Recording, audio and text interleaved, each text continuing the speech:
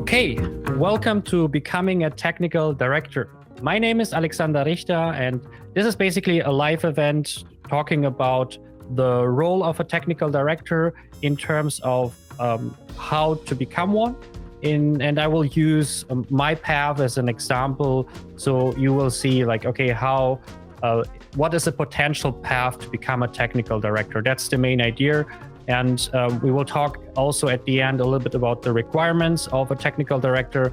And as I mentioned before, we have some time for Q&A, so you can ask me questions. You can either use the chat for that, you can ask questions during the presentation or later in the chat, or later you can use voice and video to have more of a discussion, so we can have a talk about your specific question.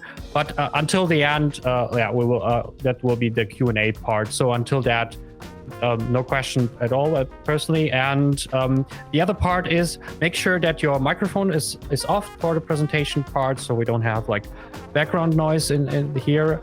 One thing, I will use videos. Let me know in the chat if there's a problem with them because of the frame rate or something like that, because it's always a little bit wonky using videos for presentations. If it's too bad, I will kind of explain it more. I think that is easier than watching a 2 frames per second video or something like that. Cool. Thank you very much for joining. So again, becoming a technical director, that's the main idea. And of course, before we start talking about becoming a technical director, we have to talk about what is a technical director.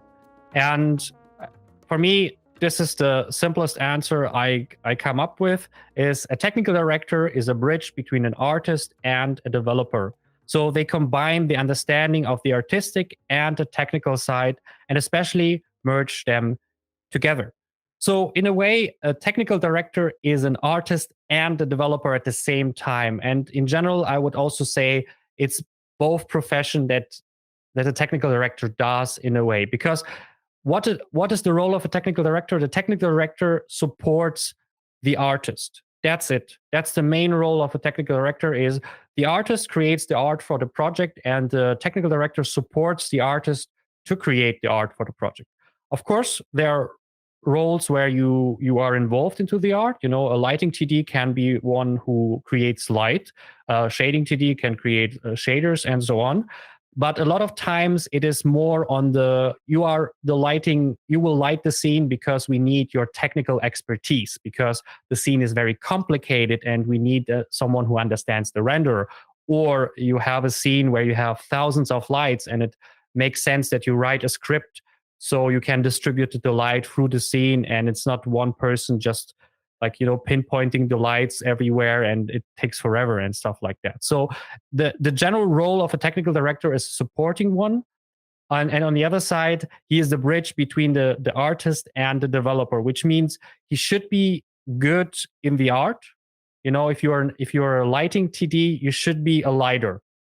But he also has to be good in the software development technical part. So which means, generally, I would say he should know scripting language. He should know how to script. He should know, for example, if the artist comes to you, Maya is crashing, Houdini is crashing, something's not working, he should be able to figure it out through understanding of how Houdini works, what could be the reasons, what could be the workflow, and so on. So that is the main idea, basically.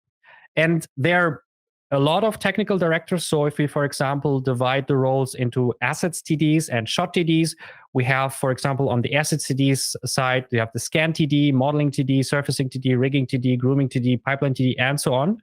And on the shot TD side, we have the motion capture TD, layout TD, animation TD, lighting TD, rendering TD, compositing TD, and again, the pipeline TD here. And basically, you can say every department can potentially have a technical director, someone who solves like technical issues with technical solutions.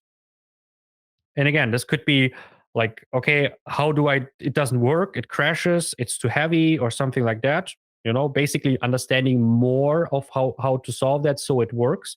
Or it can be, can you write me something so I don't have to do all this stuff or something like that. So there's multiple ways, but basically, if there's a department existing in visual effects, animation, and game, there is a potential to have a TD there to solve the technical issues in there. So I would like to also kind of introduce myself, because one of the things that I want to talk about is a little bit describing my path of becoming a technical director, to give you kind of an alternative way of how to do that.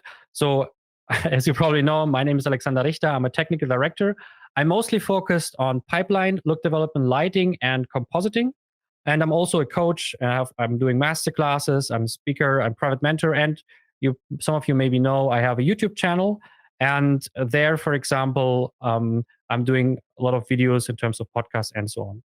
So this is basically my professional background. It's not all. I have more projects and more companies I was working in, but these are the main important. Of course, probably most familiar, Weta Digital, which is now Weta FX, Framestore, Macrovision.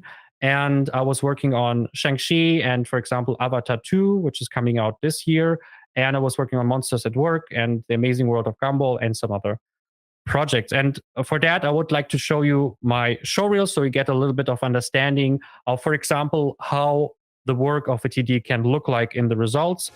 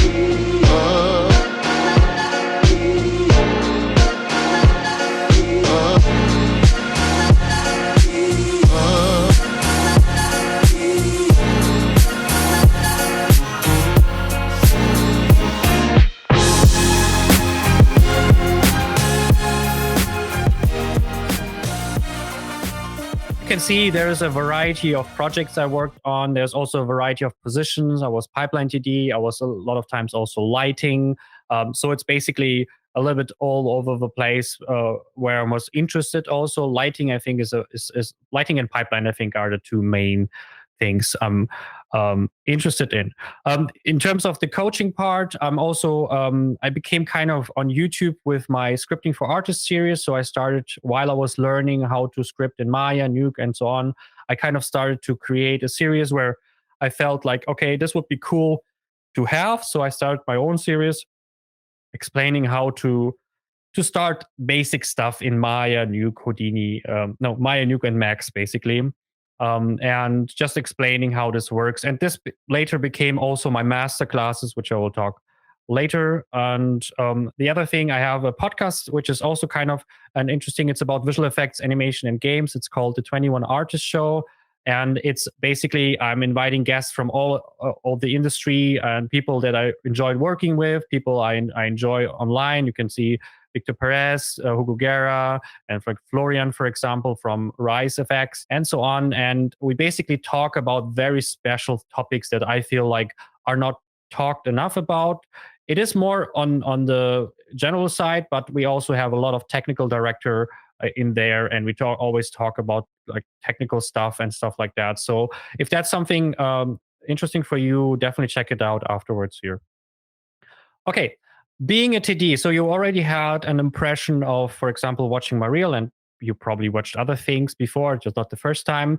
And how I would like to explain of becoming a technical director is I would like to give you my story so you get like a feeling of how you can become a technical director and get a little bit of the details, what are involved to become this profession, kind of like in this area in this case.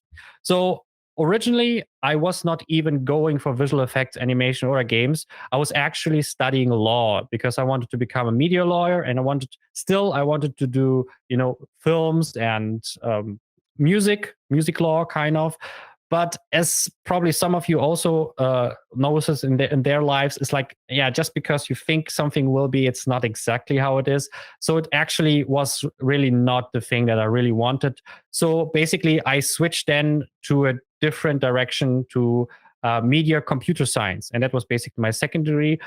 And that's something I really see a lot of people also want to become technical director are coming from a different environment.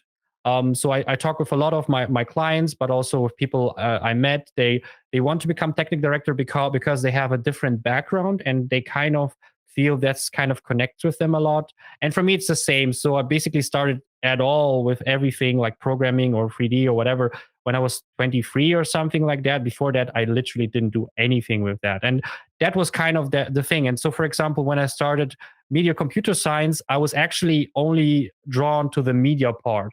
I actually was not so interested in the computer science part. It was kind of something we did in school, and I didn't really like it. It was not a thing for me. I didn't feel like I'm a programmer or I'm interested in that. Before studying, I literally sit down and start reading books about scripting and stuff like that. And after a while, I got a hang of it.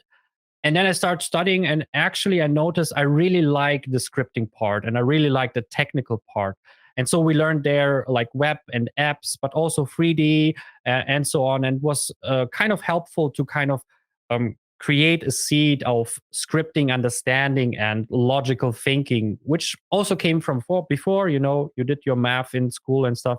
But I think that was actually something that really helped me on that path. And then at the end, as you probably all have too, is like you have your bachelor thesis, but you have to do an internship at the end. And so I did an internship at the Animationsfabrik in Hamburg, which were working on a feature animation film at the time.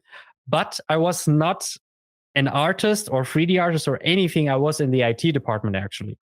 And to be honest, I really didn't like it. It was not my thing, working in IT. And luckily for me, after 2 weeks, one of the TDs from the project came down to me, and I didn't know what a TD was at that time.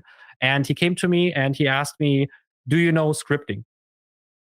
And I was like, yeah, I studied like, JavaScript, C# and whatever in media computer science. So cool. Do you know MaxScript? I was like, no, don't know. Doesn't matter. So basically what he did, he took me under his wing, and then he basically trained me to work in MaxScript specifically, and to help him develop the pipeline, fix problems, and so on. And it was so interesting for me that it became kind of a pet project where I literally took the whole pipeline apart and created a completely new one, using the pieces that they had. And I think I removed 70% of the code and stuff like that. And it actually became my bachelor thesis at the end. And it was also included into the company.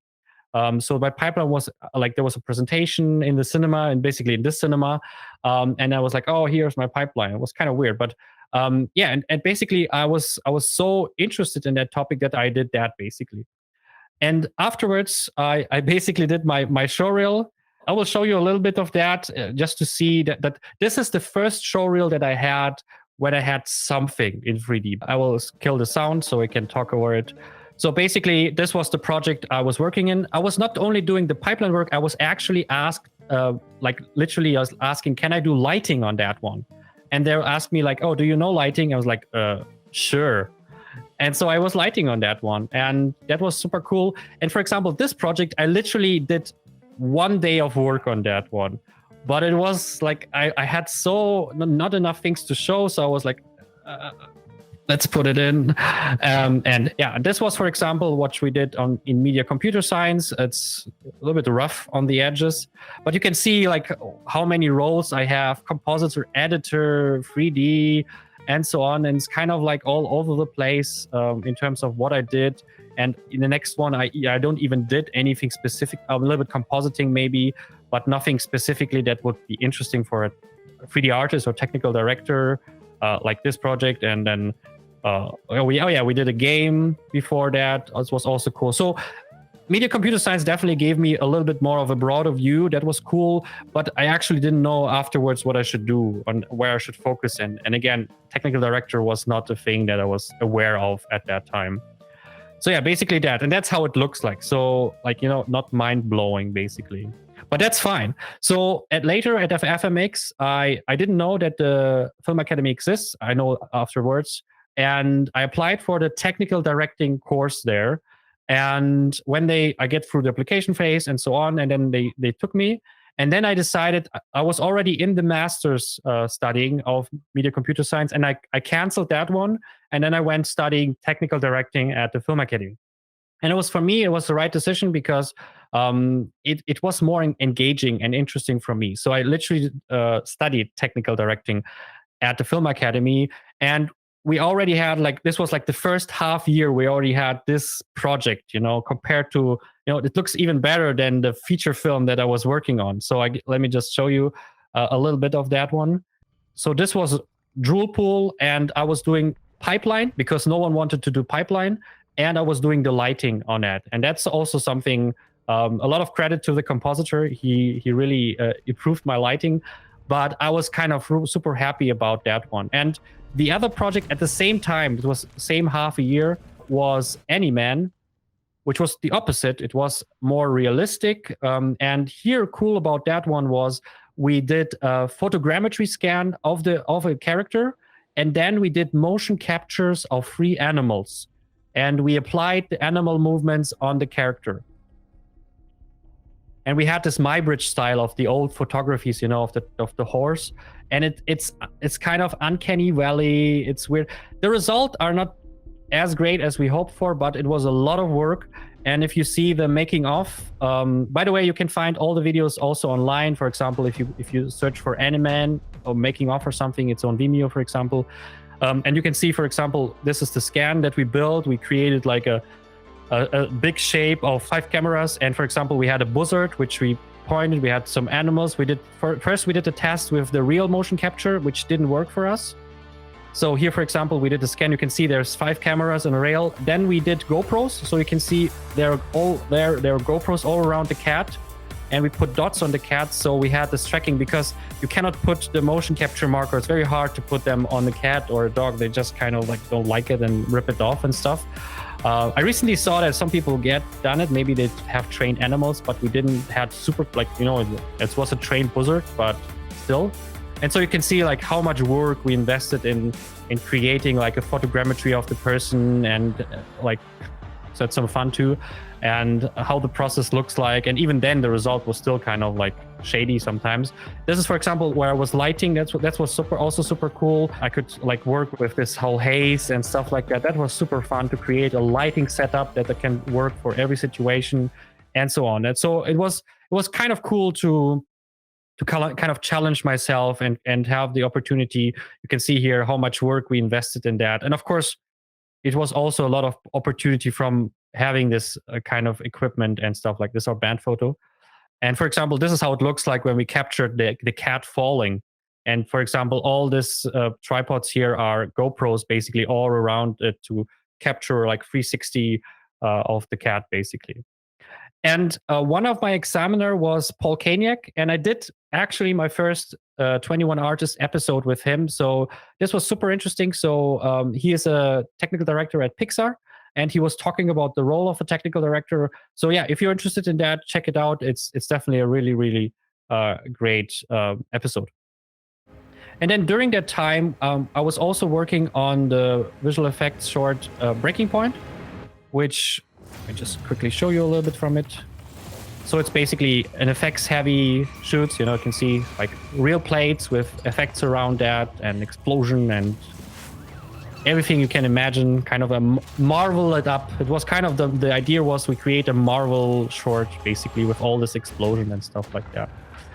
And that was also you can see here how big the shooting team only is. And that was also the first time that I was really working on Python. That was the first time where I learned Python, but it's also the first time where I was really working on a pipeline, really professional pipeline. And that's where also my open source pipeline Plex, maybe some of you familiar, are coming from this thing. And it also won the VS award, and the team and I won the VS award for this project, and was kind of like unexpected, but for me at least, and was quite an extra kind of layer on that one. I also did an internship at the Launchpad internship at Framestore, which of course you can only do if you're studying. So that was also a very interesting experience, because you are 2 months at Framestore and you work there side by side with them. And for example, in this case, we were working on a Chinese multimedia ride. It was basically like you're on the rails driving, and then you were watching screens and you're watching this movie kind of. And it was kind of an interesting experience to see and compare yourself and see how people work. And it definitely kind of, besides, of course, I mean, now I had kind of Framestore on my resume, also great, but it was also kind of seeing your skills applied in real life. And they also took a lot of effort into the internship. So kudos to Framestore for making it a really interesting internship. And there Eugenie from Tutzelmann was my supervisor. And as you see the pattern now, I also did an episode with her. And we were talking about pursue your passion, because she was someone who did like Harry Potter, Interstellar. She was the person who worked on the black hole from Interstellar. And suddenly she switched to work on multimedia rights, because that's something that she was passionate about. And it was kind of interesting to see how like she still like preserved her career and so on.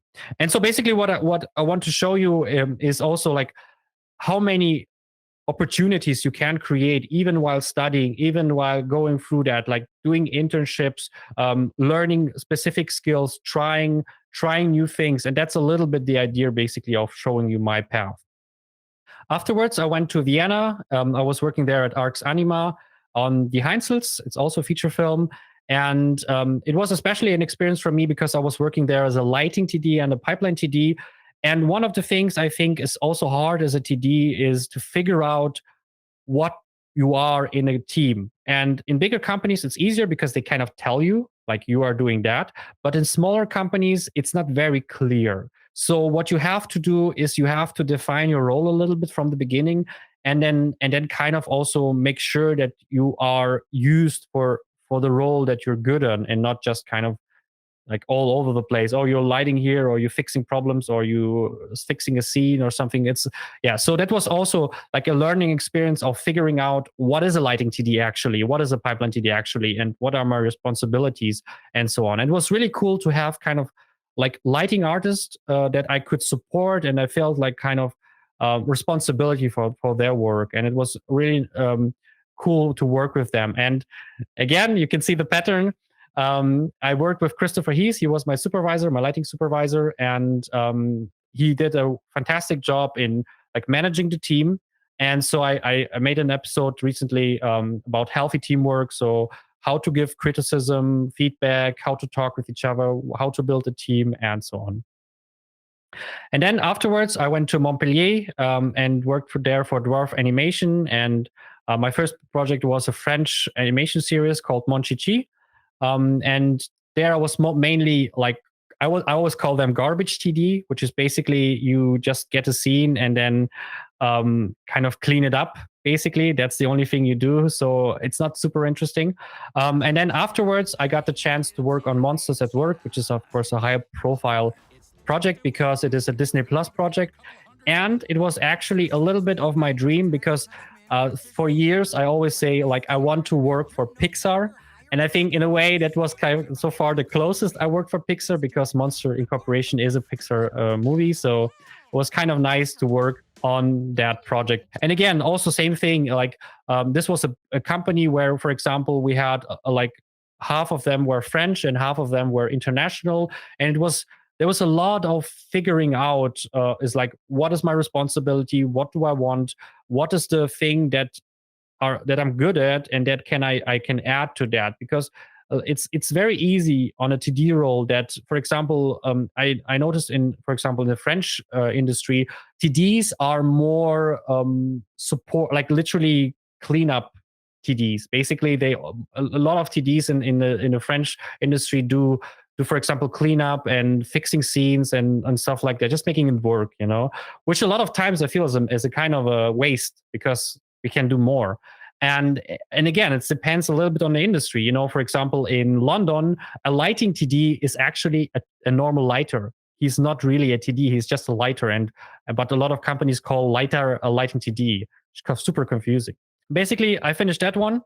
And I even forgot that I had this one.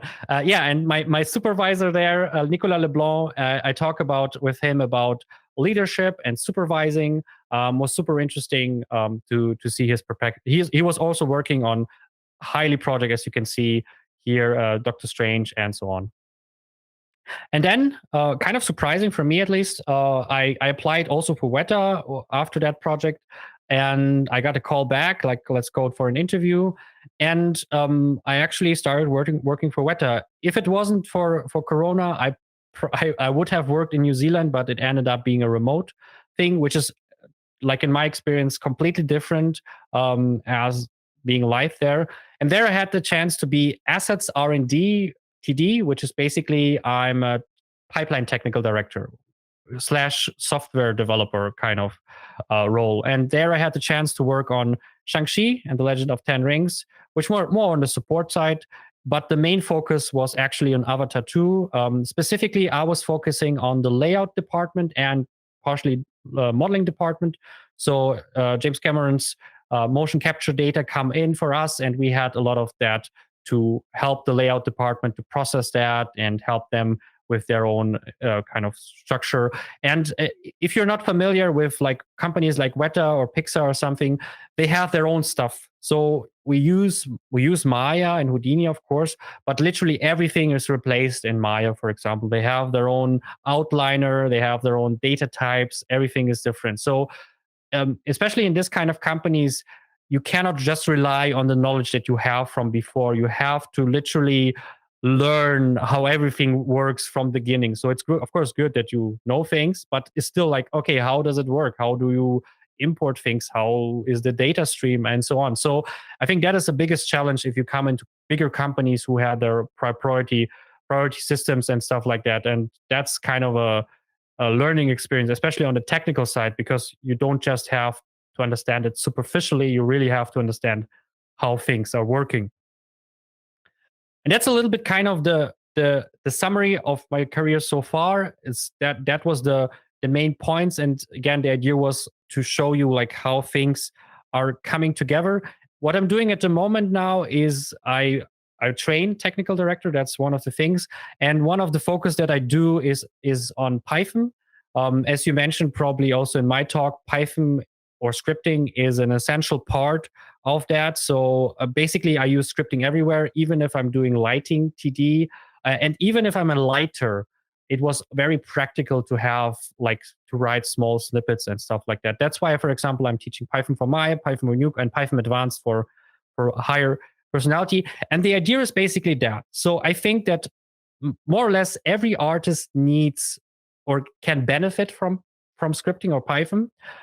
So at least to a degree, as you can see here, technical artists needs some kind of a beginner Python skill, because especially if you become a technical artist, you need some kind of, you can just solve problems, but scripting is an addition to solving problems that allows you to solve problems in a more flexible way. And after that, if you're working as a rigging TD, if you're working as everyone else, I think you need a more advanced Python knowledge, because you want to work in a systematic way. You don't want to repeat your scripts all the time, and you want to write scripts that make sense in a production and stuff like that. So that is the main idea, and that's why, for example, I have also the Python Advanced course, and I have also like courses for mentorings and so like that. But basically, my idea of what I'm doing at the moment is to help people come into this role and basically have a chance to understand, okay, I want to become a technical director or technical artist. How do I get there? What's the way? What should I learn? And stuff like that. And that's basically what I try to do with my master classes and my coachings, basically. And to be able in the final line to be like, okay, it doesn't matter where I am. I can work my way through, and I can work with Nuke, Houdini, Maya, Max, whatever. I can create scripts. I can create solutions. I can be helpful and supportive, because support is the core principle of technical directing. At the end of the day, the artist makes the movie and the project, and the technical director sometimes help, but mostly they help the artist to make it happen. And that's a very supportive role here. Okay, that's basically the overall thing that I wanted to talk about. Again, the idea was becoming a technical director in a sense of showing you how I processed through that, and showing you what elements were important. Again, I was focusing, for me, of course, more on the pipeline part, where scripting is super essential. But in general, it is always the same skills that you need for technical directing. It is being able to solve technical issues, being able to communicate, especially between the artistic and the developer side, and in general, kind of to the first one, being able to create new solutions, for example, by writing a script that more or less doesn't exist. So that is more or less the three key elements of that draft. And it doesn't really matter if you're modeling TD or rigging TD, it just changes in the focus. So for example, a pipeline TD is actually a programmer. Like a rigging TD is kind of a mix between, I would say 50, 60, 70, depending on how much you do is programmer, and then the rest you do that. It depends a little bit on your environment, on your focus, on what position you have. You know, as a lead, you program more, probably more. As a junior, you probably create rigs and joints and whatever. So that's the main idea. Cool. Then let's go to the Q&A. So basically, again, you can use the chat, or you can let me know if you have if you kind of would like to have a question, and then we can have a discussion about that. Very interesting, you said, is that a role of a TD depends on the company you're working at. At much companies, they hire TD, but at the end, they are artists. Yeah, I think that is also the hardest part of this. I'm not the hardest part, but definitely a part that we have still. You have to know your own role, because sometimes people hire you, or they say they want a TD, but then they kind of bring you to a specific degree. You're suddenly IT, or you're an artist, or whatever. And in a way, you can do it for a while, so that's fine, you know. Sure, well, if you need that. But a lot of times it's also a waste of talent, because if you are a TD who has like great knowledge of Maya, and you're really good in lighting, and you're really good in that, and you're a scripter, and then 8 hours a day you're just fixing scenes and like removing trash so it's faster, it's kind of a waste of talent. So like there was like literally interns who could do the same job.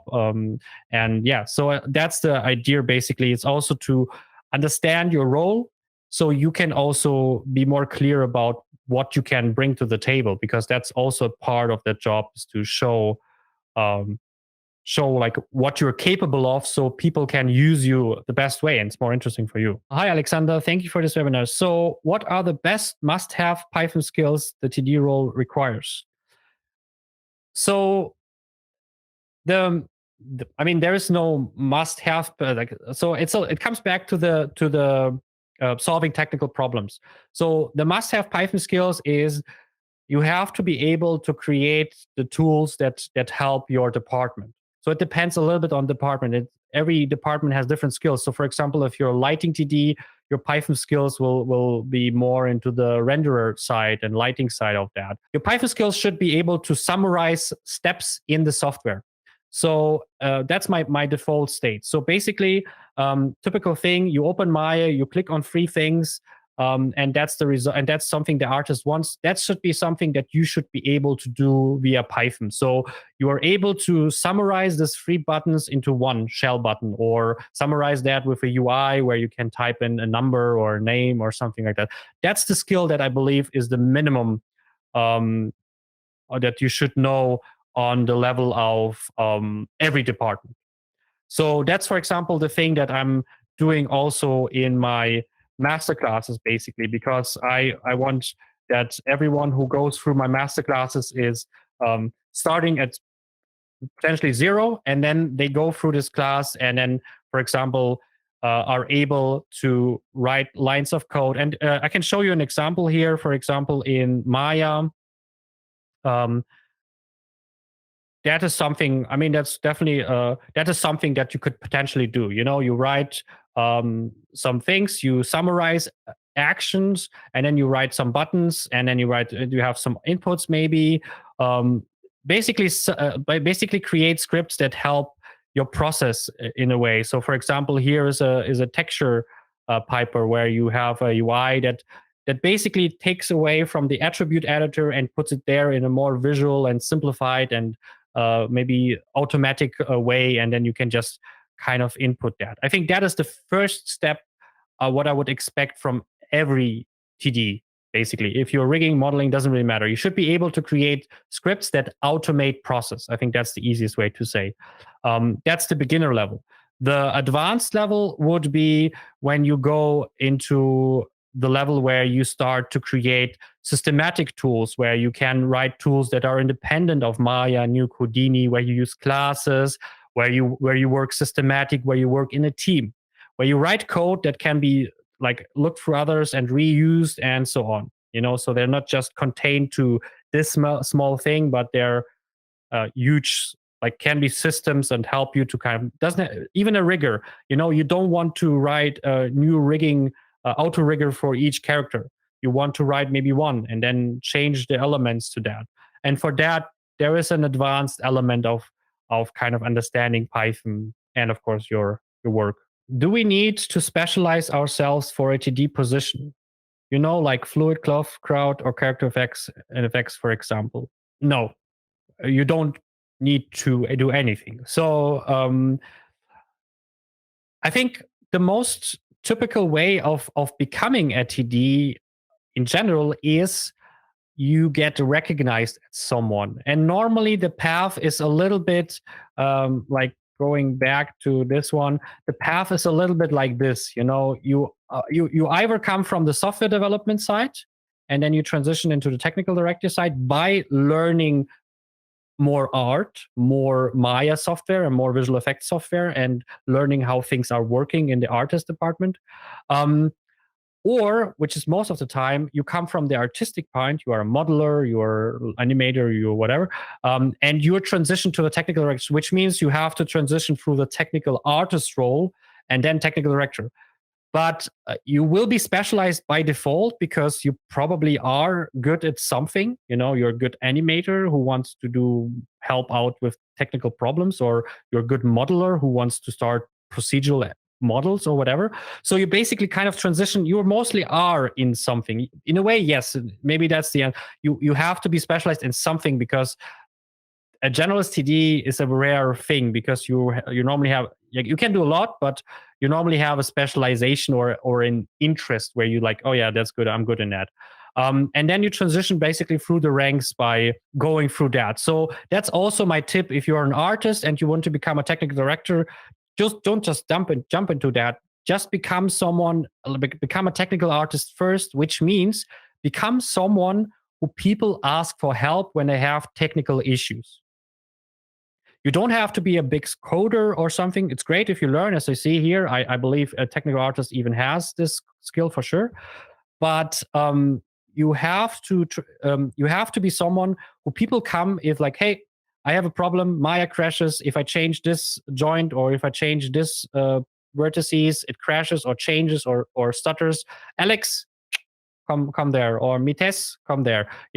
That's the first step. That's the best way, is like, oh, I become the person people ask if they have technical problems or if they need technical solutions. That's the best way. And then you can continue going by becoming this more and more professional. Like, oh, I work 10% of my time on scripting or solutions or templates. And then, oh, I work 50% of my time on scripts and 50% I help with the art maybe, or I help with the problem solving and technical issues.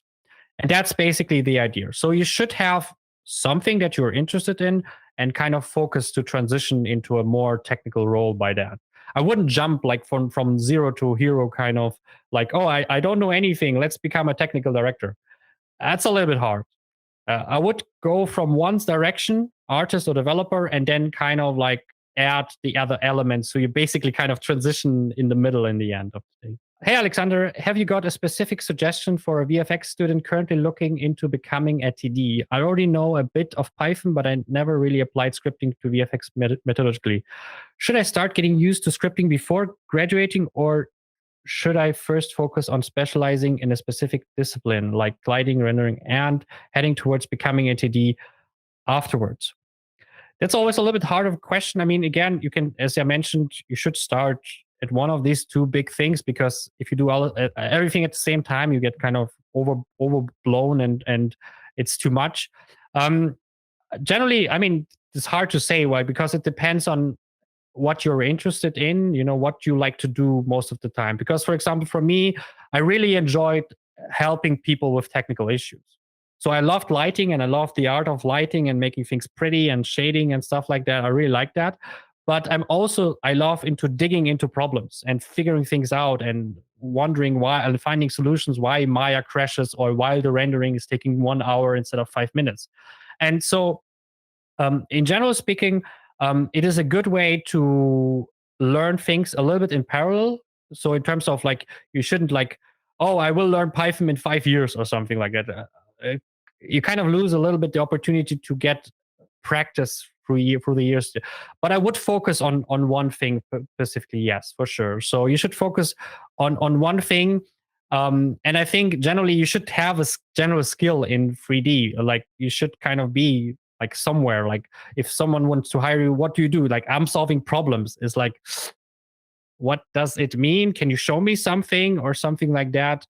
What does it, like, if you're not a programmer, this is a hard sell, I would say. So generally speaking, you should work on a skill, on a production skill.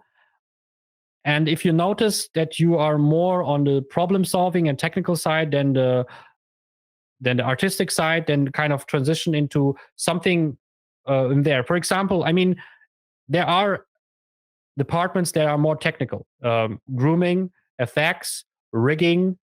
Basically, rigging is actually only a TD environment. So for me, there's only rigging TDs. There are no rigging artists, because you have to have a technical understanding. It's a technical work. So rigging is a more or less a pure technical environment, more or less.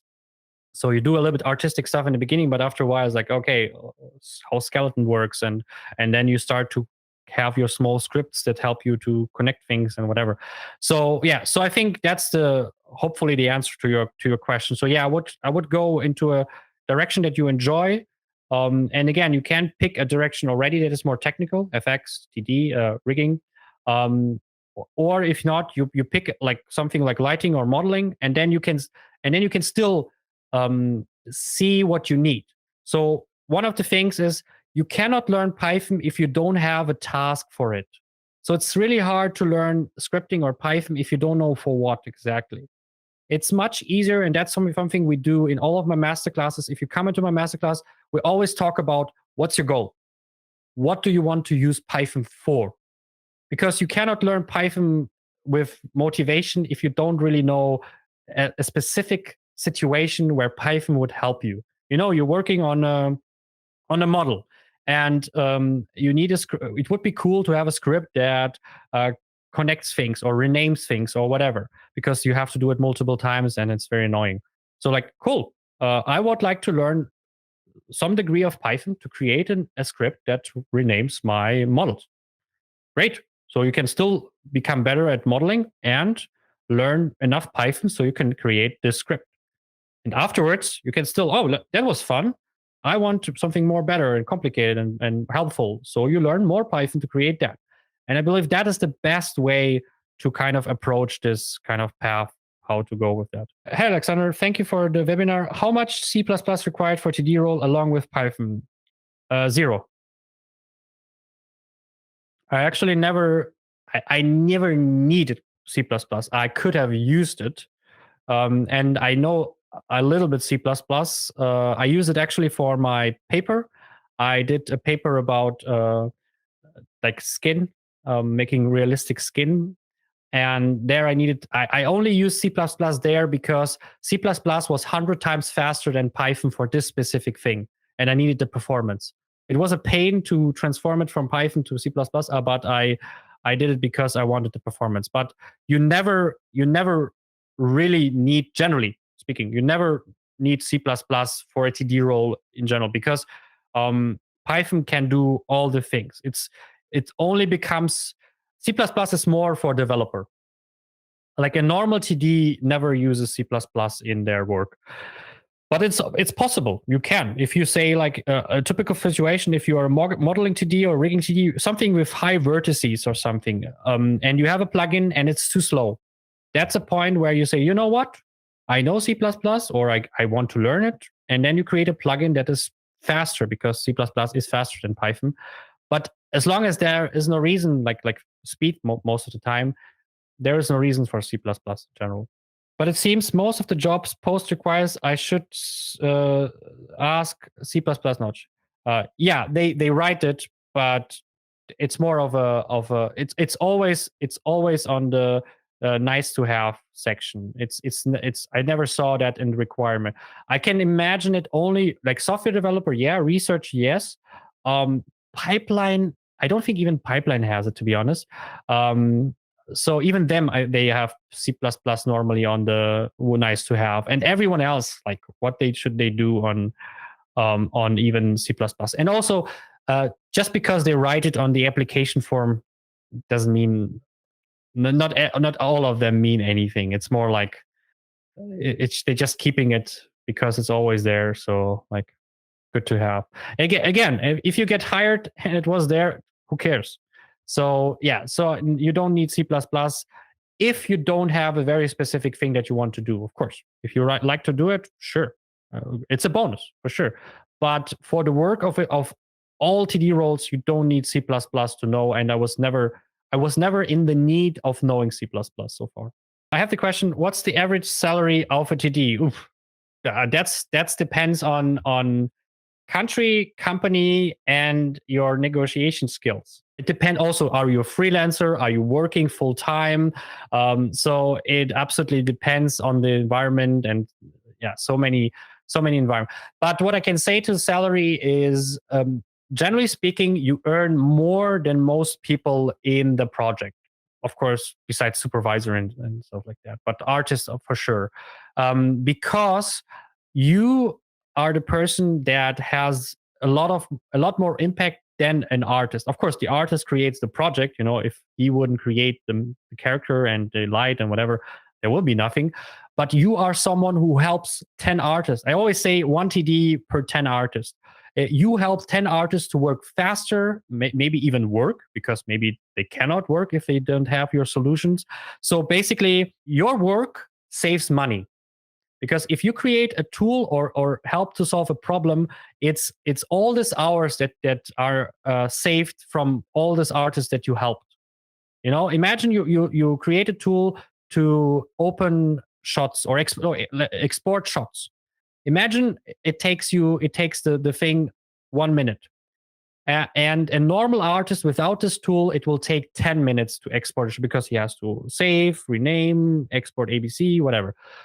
It saves 9 minutes per export per artist, your tool.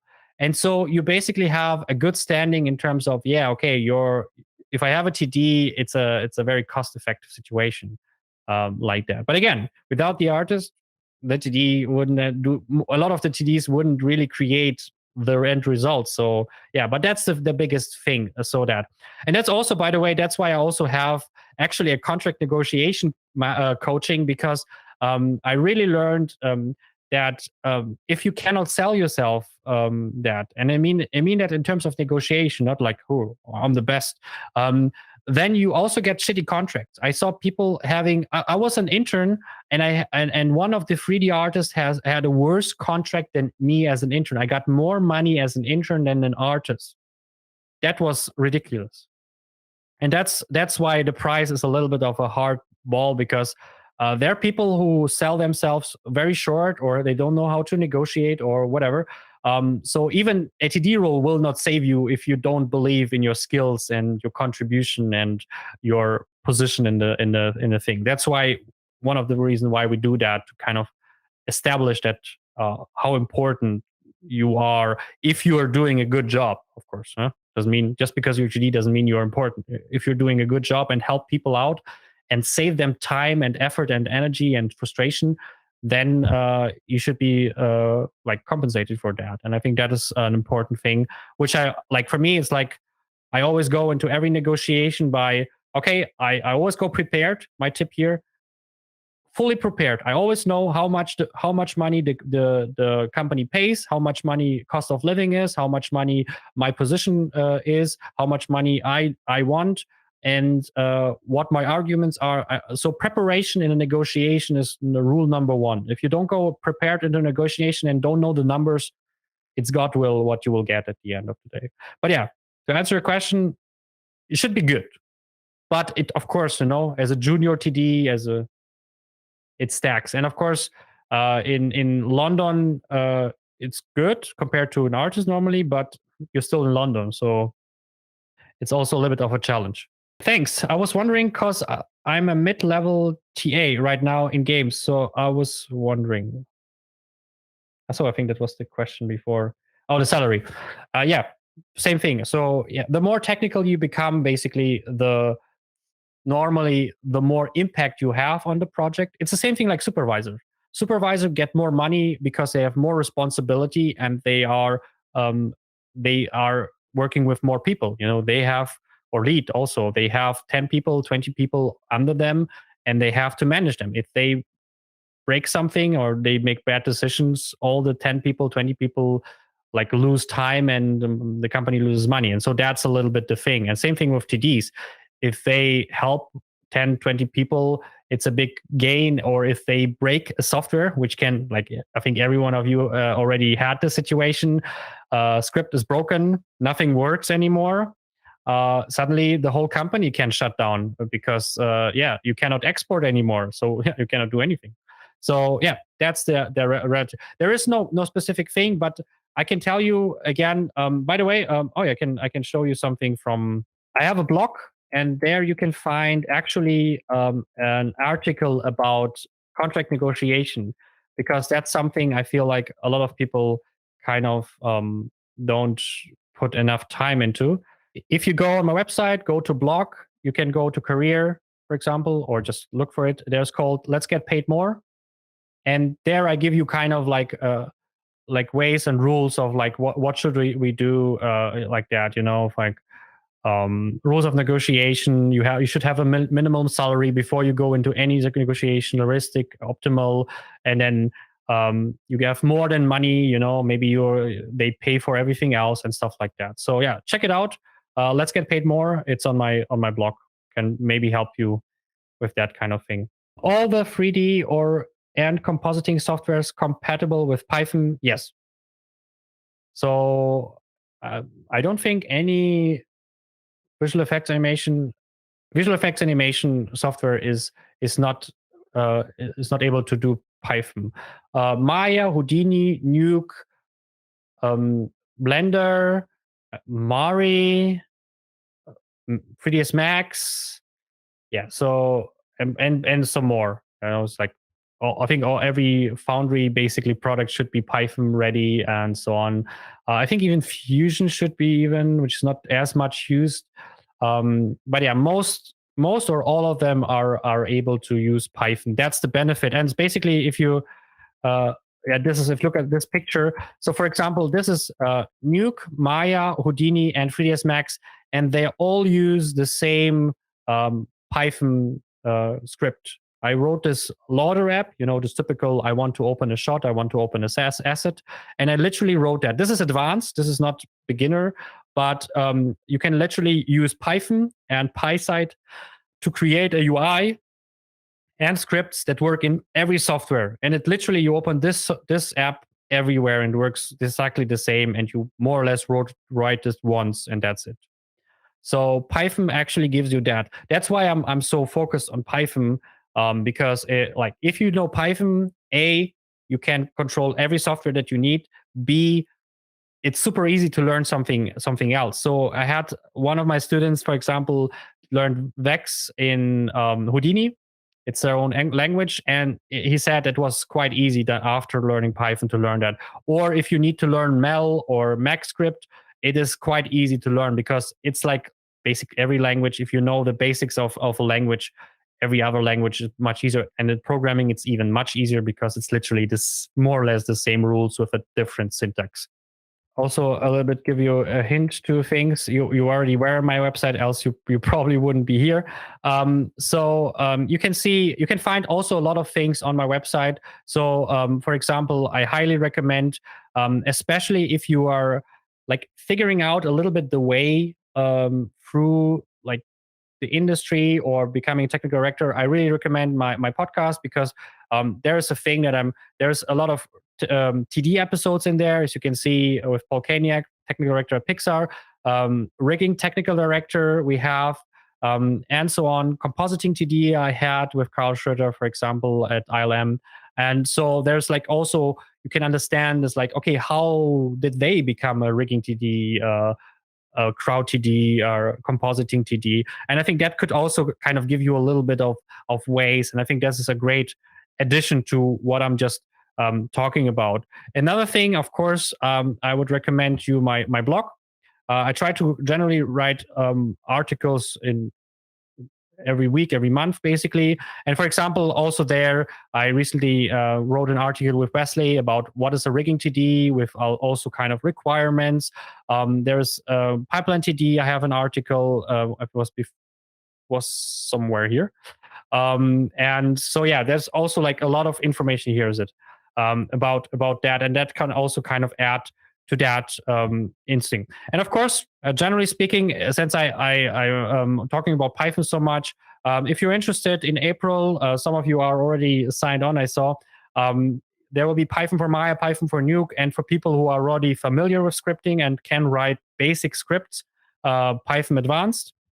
And that's something which I would definitely recommend to do in terms of if you, besides your technical understanding, like, you are able to go into Maya, go into Nuke and help solving problems, is to learn the Python skills in that software. That's why I also create for each software a different masterclass. But the core of both masterclasses for Python for Nuke or Python for Maya are the same, because Python is Python. It will only differentiate when we come to the Nuke and Maya part, for example, because that's what I try to do, is to teach you valuable skills that you can, like, literally, okay, I know Python. So now I learn a little bit more to control Nuke. Now I learn a little bit more to control Houdini. Now I learn a little bit more to control Maya. That's it. And that should be also it. And that's also one of the things that I caution you, because I learned also Python online, and I learned also Python from YouTube and whatever. Most sources online are absolute garbage. And the problem with that is, if you watch my episode with Victor Perez, by the way, also very cool. We talked about that because Victor also does Python for Nuke, by the way, but without the Q&A part, just the masterclass. So if that's something for you. But we also talked about that, and we basically agreed that YouTube is mostly trash on the information, because the information are very like blended together and non-consistent, and also no expertise. And basically the problem also is, you need a streamlined way to learning. You need to start at zero maybe, and then learn what is necessary, because of course Python is huge. You can learn a lot in Python. There's from classes to data types to decorators to whatever. But it doesn't mean you need that. And that's something I always kind of say, like, learn what you need. And that's, for example, the idea of the masterclasses here too, is like, okay, you as someone who is working in Maya or Nuke, who wants to work in Python, this is what you need. All that you don't at the moment.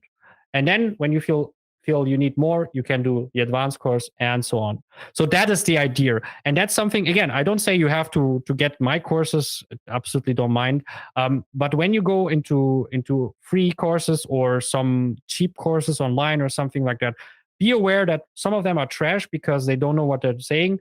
They're just summarizing other people's work into a mishmash of thing.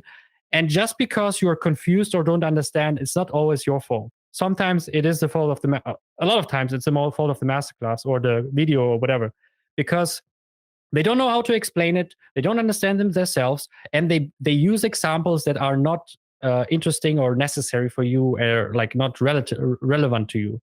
So yeah, so what I want to say is like, be focused on what you learn, and the same applies for your skills as a FX, as a rigger, whatever. Don't just take some random courses or videos online. See if the quality of the video is there. Look at I think Victor said that, look at the person who is behind that. Who is the person teaching this course, or who is the person teaching this video, or whatever, this expertise. And then judge if you want to learn from them then. Because spend some time on who you listen to, because there's so much trash online. And I think the biggest problem I'm fighting for against, and I'm adding in my masterclasses, is confidence. Because one of the things people lack a lot of times, especially when they get out their own environment, is like, oh, I don't really know I'm not sure. Can I do that? And whatever. It doesn't matter if it's an artistic competence or technical scripting competence. Is like, you have to feel confident in what you do, and you cannot do that if you watch a video and then try a little bit and you hope that it will be okay when you apply for a job. That's why, for example, my masterclass always about, you watch some videos, you have a Q&A like this one, you have an assignment, so you get homework, you get feedback for your assignment, and you have a community in a Discord where you can communicate with others, ask them questions, talk with them, and whatever. Because I believe that's the way how you really learn things. And it doesn't matter if it's TD or compositing. There will be an episode with Hugo Guerra, and he literally says, like, to become a compositor, you need, like, I don't know, 2 years a minimum, and you need to do hundreds of things at the same time, not just watch a video or do a masterclass by watching it. You have to practice and to do that. And I think that's super important. First of all, thank you for the presentation. You're welcome. Could you please talk about your personal mentoring program? Sure. Well, I was not planning to do that, but yeah, sure, I'm happy to do. So basically, the mentoring is a little bit more on the personal side. The idea of the mentoring is, for example, I have currently some mentoree, and it's a first thing, it's individual. So it depends on what is your current situation and where you want to go. The idea of the mentoring is we meet each month or every 2 weeks, and then we talk about your plan and your future steps. So, for example, let's say you are an artist and you want to become a technical director, like lighting technical director or rigging technical or whatever. So we meet and then we decide, okay, what's your goal and how do you get there? And so we meet each month and talk about, okay, what happened, what can we do next time, what is my feedback, and so on. And sometimes it can also be, you can show me some code, I give you some code feedback. Sometimes it can be you show me your work and then we can talk about that. And it's basically about having someone to talk to that helps you throughout your career. That is there, that you can ask questions, that you can ask, like, oh, I applied for a job, it didn't work. Why didn't it work? What do you think? Here's my showreel. Or I would like to become FXTD, but I'm stuck. I don't know where to go here. It doesn't seem to impress people. And then I look at your work and I tell you, yeah, maybe you should focus on that, or you should research into that. And so basically having someone professional giving you feedback that you have in a constant like loop, that we can basically meet each month or every 2 weeks. So you have the chance to not be on yourself and you're like, I don't know what I'm doing wrong, but I don't get the results I want. That's the idea of the mentoring. If there's no questions there, you can still blog, as I mentioned, YouTube. There will be new episodes coming on the 21 Artists Show. Hugo Guerra will be, Florian will be there. And basically, my biggest tip of becoming a technical director is just help people with technical problems. And you can help them more if you learn Python, for example, for sure. But the first thing is you're not afraid to challenge technical situations. Like, oh, it renders too slow. Oh, it crashes. Oh, the frame rate on the viewport is very slow. What can we do? Oh, this button doesn't work anymore. So if you are the person who can go into that situation and help the artist and the project, that is often the best way to kind of transition into that role. And then you can afterwards you can always apply for a technical director role. So as you saw in my example, I was literally working at the IT department, and I literally, when I finished my internship, I was a technical director because I was helping a technical director, and then because I did a good job, I kind of continued until the end of this internship to be a technical director. And then of course I pushed it harder, and I studied technical directing. You know, I mean, that's a little bit more unique for sure. That's not many.